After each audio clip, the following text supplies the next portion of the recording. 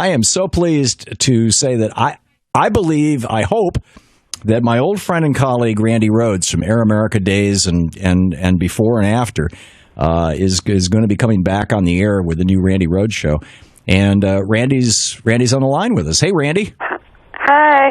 Morning, Tom. How are you? I am great, and it's so nice to hear your voice on the radio. Randy, you too. You can tweet her at RANDIRADIO at Randy Radio, and of course RandyRhoads.com is the website. Right. Randy, I have come to the conclusion that the Republican Party actually believes that black presidents can only nominate Supreme Court justices during 3/5 of their term. What do you think? That's exactly right.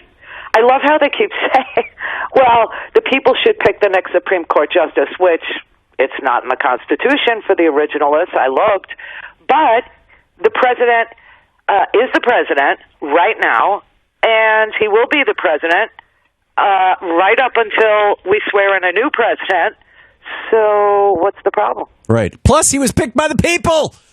He won by 5 million votes. Hello. Right. Hello. Right. I guess we trusted him to, nominate Sonia Sotomayor and Elena Kagan. Why now we don't? I don't understand. Yeah, I don't either. And well, obviously, I think we both know that this is purely about. It's not purely partisan. It's there's a lot of stuff on the Koch brothers / far right / billionaire agenda that the Supreme Court was getting ready to rule on, and more next year. And I think they're totally freaked about the possibility that we might have a nominee, even a moderate like Sri Srinivasan. Am I saying that right? Do you know? Sri. Let's just call him. Yeah, Sri. let's just call him Sri.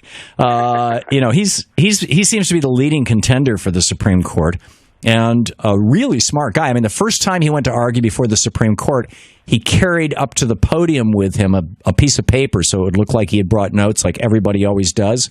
The paper was blank. He just wanted to seem modest. The guy's got one of the most brilliant legal minds out there. No, honest to God, true story. And he's blown the mind of anybody who's ever worked with him on the one hand. On the other hand, he really is literally moderate. I mean, he just kind of looks at the issues and decides it. And he's fairly business friendly. So, if Obama wanted to nominate a serious liberal, it probably wouldn't be Sri. But if he wants to nominate somebody who was just, Sri just got through the Senate 97-0, just a couple of months ago, I think. Yeah. So for the D.C. Circuit Court, I've heard his name too, but I think it originated with Tubin. I don't know why, but it did.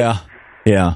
It's there. Yeah. So what's on your mind these days? If you were doing your show right now, what would you be ranting about? Oh well, first, obviously the Scalia thing was like so. Didn't you think it was an onion thing at first? I did. Yeah, I did too. Well, and it was just so shocking. But prior to that, I was thinking about the Republican debate on Saturday night, and it did not disappoint. I mean, that thing was just off the rails. I couldn't get enough. It was, Donald Trump got booed because he's talking to a crowd that refuses facts, just bounce off of them. You know what I mean? It was amazing. But Trump gets booed, and Kasich is adorable. He still thinks he can be president, and Carson is crying a little bit over in the corner. And Rubio challenges Cruz to speak Spanglish. It was just so good. Right. It was so good. And then Cruz tries to rebut him. With Scalia. Go ahead, I'm sorry. I think common decency said, hey, he's got 11 kids, he's got a wife, Ruth Bader Ginsburg was his best bud, let them bury the man before you turn this into a political free-for-all. But they don't, the first Twitter was, from Senator Lee's office saying, what's less than zero, the chances of Obama getting another Supreme Court, justice. And I just thought, damn, man, there's never an egg timer around when you need one. These people are going to, the body isn't even cold yet. Yeah. And so the whole thing got really, really political. And so there was no ignoring it. It was kind of like, September 11th, I didn't make it political until I followed Rush Limbaugh back in those days. And no one made it political for about a week, and then Rush did. And so that was it. The lid was off. But I mean, when Scalia died, there wasn't even enough time to boil an egg. Yeah. It was so fast. Yeah, it was amazing. That was kind of stunning. And here's what Ronald Reagan had to say about an appointment, a presidential appointment. And by the way, I'm offended that the word nominee and nomination is all over the front page of the New York Times, and in fact was used by our president yesterday when the Constitution says that the president shall appoint the Supreme Court justices. And appoint is a hell of a lot stronger than nominate, right? He shall appoint them with the advice and consent of the Senate. And even the whole phrase of advice and consent of the Senate is something that arguably could be disputed, although it would create a constitutional crisis. But here's what Reagan said. Yeah. You know, Kennedy was confirmed by the Senate in February of 1988, an election year.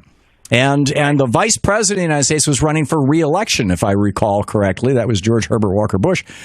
Here's what Reagan had to say.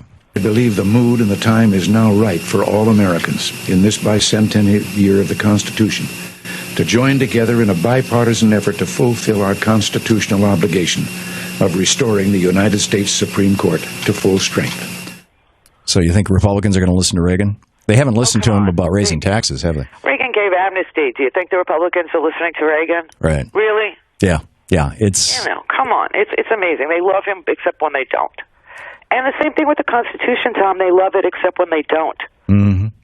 I mean, bigger hypocrites you're never going to find. But how many times can you say that word until it loses its meaning? Right. So I don't know. Listen, here's the thing. Obama is the president, and he will be the president until a new president is sworn in. The Senate is the Senate until January 3rd, 2017, when the people who are running for re-election have their terms ended by law. A couple days later, there will be a new Senate sworn in, right? Mm-hmm. So there's this little period in time between January 3rd, 4th, 5th, and January 20th. And if Obama wants to appoint somebody in that little space of time, he could do so. Right, that's a recess appointment. That's how Earl Warren got on the court. Is that this election is a threefer now. This election is, we've always said to our listeners, I know you have, I have, and Stephanie, we all have, that elections are about the Supreme Court, presidential elections are about the Supreme Court, and obviously they are, but I don't think people got the direct connection until right now.